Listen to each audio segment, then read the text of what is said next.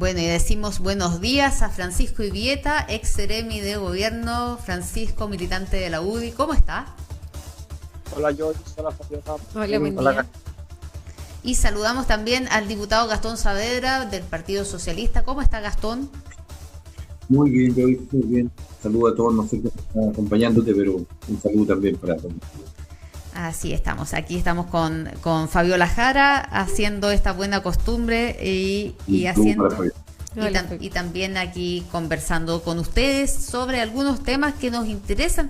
Y puntualmente ha habido estos últimos días, esta última semana, una insistencia de parte del Ejecutivo y particularmente del Presidente de la República de que hay alguna responsabilidad en la legislatura, en los legisladores, de la falta de avance en algunas normas que estarían permitiendo hacer un mejor control de las situaciones que se están produciendo en la zona sur de la región de Biobío, en Araucanía y en Los Ríos con estos atentados. Incluso ayer hubo un tour de atentados por la zona de Mulchen con el secuestro de un bus con trabajadores que luego fueron dejados en otra parte, abordaron una camioneta. Entonces, ¿qué piensas de eso, Gastón, de esta insistencia que hay de parte del presidente de la República de endosar responsabilidades a los legisladores sobre la imposibilidad de llevar un control en esta zona? Mira, el presidente creo que tiene una mala costumbre.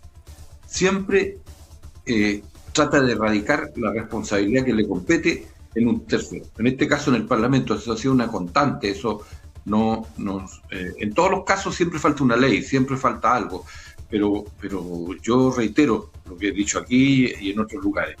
Primero, ¿quién dijo que era legal y que no se podía sancionar el robo de madera, estos secuestros que han habido, lo que tú me estás comentando que es en Mulchen, todo lo que es la usurpación? Todo eso está sancionado en el código y por lo tanto tú tienes que aplicarlo. O sea, ¿por qué no se aplican lo que hay de leyes? Y eso es lo que a mí me llama poderosamente la atención, porque finalmente se actúa porque hay un poder del Estado que está desprestigiado como es los políticos, como es el Parlamento, pero resulta que el Ejecutivo es el que tiene todo el instrumental como para poder llevar a cabo tareas primero de inteligencia que no se están haciendo, segundo, todo lo que tiene que ver con el control, todo lo que tiene que ver con el desarrollo estratégico y por lo tanto operacional de la situación, y eso no ocurre. Entonces, ¿qué es lo que está pasando allí? ¿Qué es lo que hace el Ejecutivo respecto de sus facultades? Que no las aplica. Y en eso creo que es lo primero. Después, entonces, obviamente, cuando tú le quieres echar la culpa a un tercero, me encima, no, pero además quiero que se siente la mesa para un gran pacto. Entonces, ¿cómo hacemos? ¿Cómo se construyen estos acuerdos cuando tú tienes un presidente que permanentemente le está echando la culpa a los terceros? Entonces, ahí el presidente creo que hierra y no escoge el mejor camino para enfrentar la situación. Gastón, y ahí tú lo mencionas y era lo próximo que queríamos poner en conversación y que tiene que ver con este acuerdo. También hay una opinión de Huenchumilla que pide, y lo gozábamos también en una conversación anterior, que sean a lo mejor otros u otras personas provenientes de organismos internacionales que actúen de garantes en esta conversación. Al respecto, ¿qué crees tú, Francisco, ahí sobre esta participación de estos organismos internacionales como garantes de este acuerdo que se propone realizar? ¿Crees que es una buena idea? Yo no quiero dejar pasar el tema anterior porque Gastón, yo entiendo el punto de vista por el cual él opina sobre las palabras del presidente, pero hay un hecho concreto y que uno no puede desconocer, que radica en el Parlamento. O sea, cuando nosotros hablamos de lo que está pasando en la Araucanía y hablamos del terrorismo y hablamos de las bandas de narcotraficantes y hablamos de las armas de guerra que tienen estos grupos organizados, uno dice, bueno, ¿cómo se financian? Y el financiamiento, una de las patas del financiamiento que tienen estas bandas está claro, nadie lo discute, y es el robo de madera. ¿Por qué no se tipifica el robo de madera como delito? Cuando el robo de madera lo que hace es crear una industria completa al margen de la ley, porque se contratan camiones, se crean facturas falsas, los aserraderos que reciben las maderas tienen que hacerse los locos, y se va creando una industria paralela que financia terrorismo, financia estas bandas de narcotraficantes. Por lo tanto, algo de razón tiene que tener el presidente cuando dice que el Congreso no ha querido llegar más allá en la legislación para combatir esto. Es incomprensible que cuando aviste paciencia de todo el mundo, porque el robo de madera no perjudica a las grandes forestales, el robo de madera perjudica a los pequeños propietarios que tienen sus terrenos y explotan sus bosques. A las grandes forestales les importa poco el robo de madera que les puedan hacer en un sitio o en un terreno. Los pequeños forestales son los involucrados, más aún cuando les cobran peaje para poder explotar sus bosques. Ellos dicen, bueno, usted lo explota pero me da la mitad, en palabras simples. Conocidos míos les pasa. Usted lo explota pero nos construye una canchita de fútbol y lo dejamos pasar con sus camiones. ¿Sí? Entonces, cuando el Congreso se hace el loco con este tipo de cosas que estamos viviendo en la región, yo tiendo a entender las palabras del presidente Piñera cuando dice que el Congreso hoy día no quiere dar un paso más allá para enfrentar lo que está pasando en la Araucanía. Bueno, pero mira, yo quiero, a ver, a mí me parece, primero voy a hablar de las dos cosas. O sea, ¿cómo puede ser posible que digan, oye, y no lo digo por Francisco, es que el robo de madera también está para sancionarse? Si eso no es legal, eso no es legítimo, eso no tiene nada, y por lo tanto procedan frente a eso. Cuando tú pasas con un camión por un control, con cualquier producto tienes que llevar la factura, tienes que llevar todo lo que los documentos de tránsito, cuando tú tienes que declarar impuestos. O sea, todas esas cosas son parte de una institucionalidad que tiene que operar. Entonces, eso es lo que yo no entiendo. O sea, el robo de madera, te vuelvo a decir, no está permitido en Chile, y que por lo tanto no opera la institucionalidad si no hay una estrategia para eso, y que no es un problema de ley, es un problema operativo, es un problema de establecer las formas para esto. Si yo evaluara qué ha hecho en este tiempo, por ejemplo, el señor Parra, que está encargado de la macrozona sur, ¿cuál es su estrategia para esto? No, vamos a estar de acuerdo. Que la comente al país. No había mucho que hacer en realidad, no había una presencia. Qué bueno que los estelares están de acuerdo. Lo segundo, respecto a lo que dice el senador Buenchumilla, a mí me parece que debiera considerarse su opinión. Él es un conocedor del tema. Entonces, lo que está diciendo en el fondo, lo que yo creo, es una opinión en esto muy personal. Mira, me da la impresión que a ver, aislemos los extremos, por favor. Sí. Porque si solo actuamos en quienes ejercen la violencia, en quienes ejercen la usurpación, en quienes se le añade además la relación con el narcotráfico, entonces no vamos a resolver el problema. Porque además hay que construir una mayoría justamente para cambiar esa situación. Entonces tú tienes que buscar una fórmula tal de dar confianza a ellos, ¿ya? Y esas confianzas se tienen que construir. Puede que Buenchumilla esté diciendo, esta es mi interpretación, que los que estamos o los que están en el aparato público nos dan confianza para eso.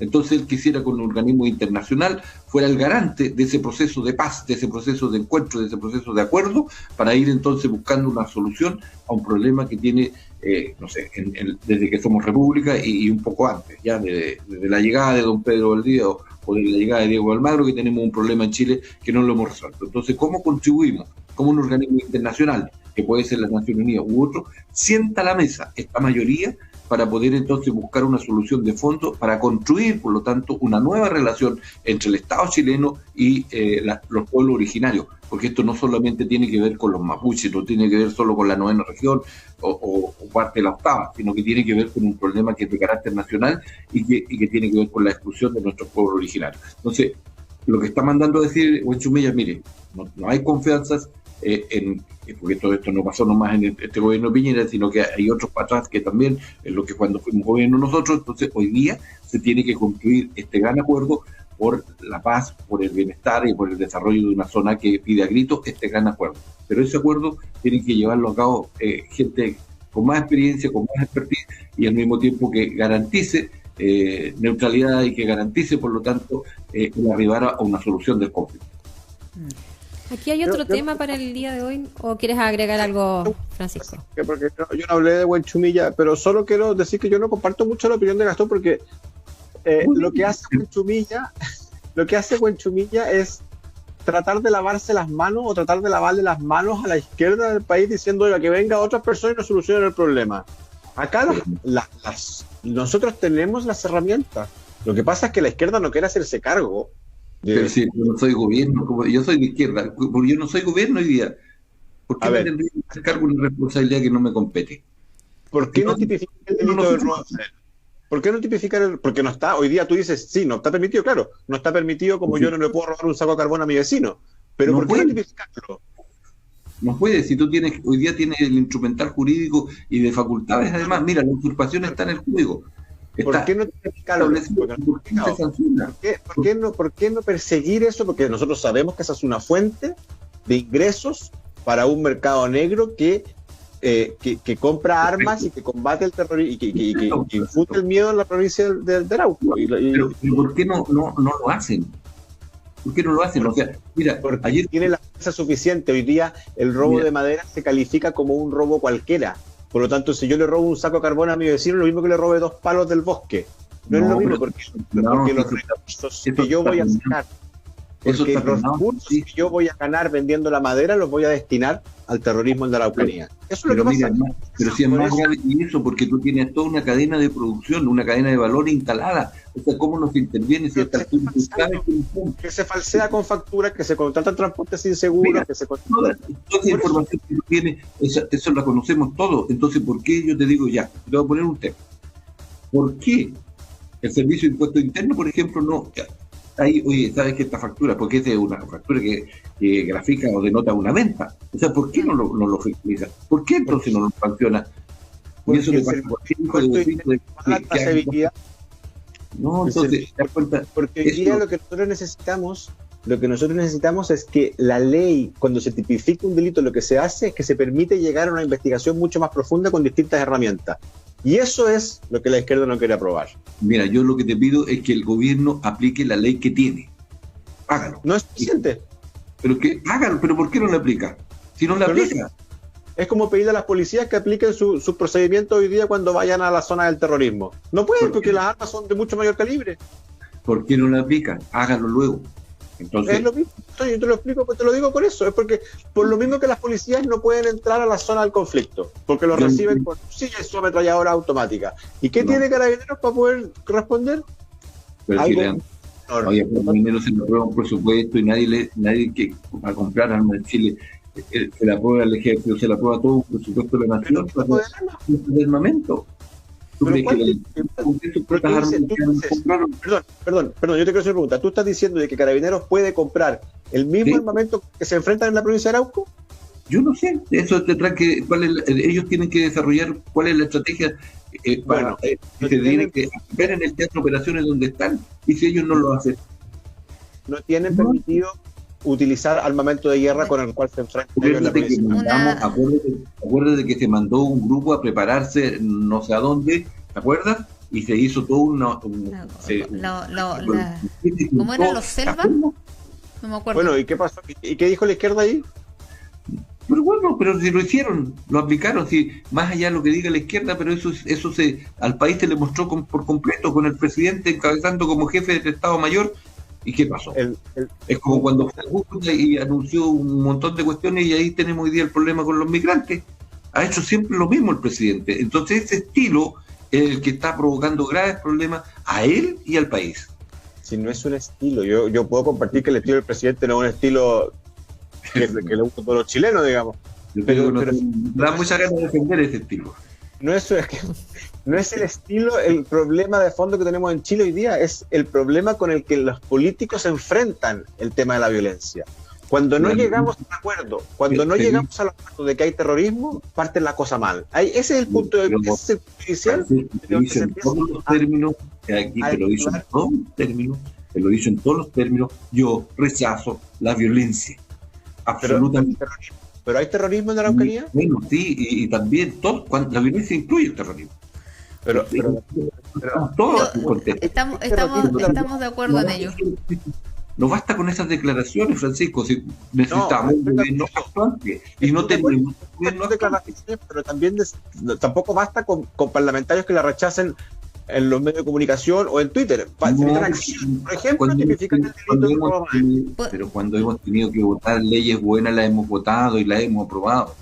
No podemos votar leyes malas. ¿Y por qué es mala la tipificación del robo de madera? Pero si nadie dice que eso hay que dejarlo pasar, yo te estoy diciendo, hoy día no puede sancionar. Pero hay una ley que se rechazó en el Congreso. Entonces la pregunta es, tú dices, las leyes buenas las aprobamos. ¿Por qué es una ley mala la ley que tipifica el robo de madera? Porque hay que revisarla completamente, porque lo que se apruebe no puede ser un fiasco después. No, pues no puede quedar corta. Cambiándolos de tema brutalmente porque avanza demasiado la hora y está muy entretenida la conversación. Nosotros de hecho nos quedamos callados mirándolos a ustedes cómo conversan y nos entregan argumentos. Pero tenemos puesto también en el tapete y hasta desde el Colegio Médico el tema de la elección del 11 de abril, con la propuesta de hacerlo en 2 días, que decía Patricio Santamaría que podría ser una solución, y por otro lado el Colegio Médico indicando que podría hacerse incluso votos anticipados a domicilio para las personas que por estar con COVID en residencia sanitaria estarían impedidas de concurrir a las urnas. Y el gobierno estaría preparando ya una reforma para este 11 de abril. Ahí nos gustaría conocer, que tiene que llegar al Congreso obviamente, conocer la opinión del diputado respecto a esto, porque ya conocemos la de Francisco. Mira, yo he dicho, ¿me veo sí o no? ¿O no estoy? Sí, te escuchamos, pero... Escuchamos. A ver, déjenme un segundo, ojalá. Ahí estamos. Ahí estoy, o debiera estar. Ahí sí. Ya. Mira, lo que ocurre es lo siguiente, estamos discutiendo tarde esta cosa, ¿ya? Ese es un primer problema. Si me preguntan a mí qué es lo que yo creo, por un problema operativo, por un problema además de seriedad, yo preferiría más bien extender la hora. Un solo día, pero con partir antes y terminar más tarde. Así es, una extensión horaria. Ese es uno, porque creo que eso hay que tener hay una costumbre democrática en el país de tener el cómputo el mismo día en que tú votas. Ahora, si tú lo difieres una semana, eso es muy largo. Ahora, cuando más podríamos votar sábado y domingo, imagínate, con todos los votos en custodia, con toda la prensa haciendo conjeturas que parece que votó el 50% y el 50%, poco menos que anticipando resultados a boca de urna. Entonces, a eso hay que incorporar otro tipo de situaciones que nos permita controlar ese tipo de informaciones, porque al otro día, imagínate que con ese tipo de informaciones, crear un escenario tal que permitiría que al otro día tú intervinieras electoralmente. Entonces, esas cosas son las que también están en juego en esto. Por eso es que votar así 2 veces no me parece lo más apropiado. Además que, dime tú, ¿cuánta gente intentaría votar 2 veces? Eso es un factor que no lo habíamos considerado. No, habíamos hablado del robo de las urnas, de la seguridad, pero alguien que intentara votar 2 veces no nos había tocado. Claro, porque fue a votar el día sábado y bueno, va a ir a la escuela otra vez. Tiene un profundo sentido de la responsabilidad cívica, y se estuvo ahí el domingo de nuevo. Va a ir a votar de nuevo. Mucho. Yo soy interesado porque soy candidato, pero a mí no me gusta para nada ninguna de las propuestas que hay. Yo con Gastón comparto el hecho de que nosotros tenemos el sistema electoral nuestro, generalmente las elecciones, todo lo que incluye eso, nuestro país es absolutamente bueno en eso, reconocido internacionalmente en el sistema que tiene, la transparencia que tiene, la rapidez que tiene. Y cualquier cosa que pueda llegar a poner en duda eso, yo la miro con recelo y no me gustaría el hecho de que se preste para malas interpretaciones. Oye, aunque sean fake news, aunque sea lo que sea, el ponerle una duda a nuestro sistema, no lo considero lo más apropiado, y ya está. Esto se debió haber pensado cuando se hizo, y no ahora a un mes de la elección que estamos por vivir. Francisco, y establecer franjas horarias preferentes, como se hizo para el plebiscito reciente, podría ser una forma. Disminuir la participación. Lo único que las medidas restrictivas lo único que hacen es disminuir la participación en todo ámbito de cosas. O sea, si tú al día de la elección pones franja horaria, la gente que dijo, ya sabes que voy a votar ahora porque antes de hacer el almuerzo, porque después no va a ir. No, claro. Porque la gente va a votar en la medida en que puede y en el horario en el que puede. Yo creo que hay que extender los horarios, extremar los cuidados. Aumentar cantidades locales de votación, quizás. Aumentar los locales. Yo creo que los colegios particulares en esto también debieran apoyar, si no tiene por qué ser lo mismo los mismos locales de siempre, aumentarlos. O aumentar las mesas, por ejemplo, en el estadio, por ejemplo, qué sé yo, que se use la cancha en el estadio regional y poder poner más mesas ahí. No sé, se puede inventar distintas situaciones sin tener que pasar a 2 días de elección. Mira, sí, lo que tenemos que garantizar primero un proceso transparente, un proceso que permita que la mayor cantidad de ciudadanos vayan a votar para la validación posterior de esto. Porque aunque fueron a votar más en el último plebiscito, eso fue el 51-52%. Sí. Entonces tenemos un 98% de población que no votó. Ojo con eso. ¿Ya? Por lo tanto, estamos todas las medidas que se tomen tienen que ser concurrentes como para ampliar la cantidad de participantes y la validación de esto. Nosotros no tengamos temores, porque a esa altura del 11 de abril ya la mayor cantidad de votantes, que son la gente de más edad que tiene esa responsabilidad democrática, va a ir a votar temprano. Eso le puede fijar la franja que quiera, pero el adulto mayor se levanta temprano, va a votar y va a hacer. Eso pierde cuidado que va a ser así.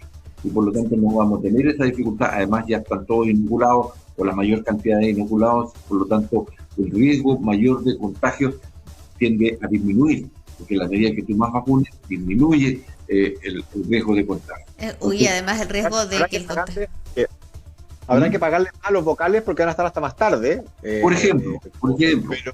Pero yo soy partidario de que sigan un día como siempre lo hemos hecho y para las próximas elecciones tratar de pensar esto con anticipación y no...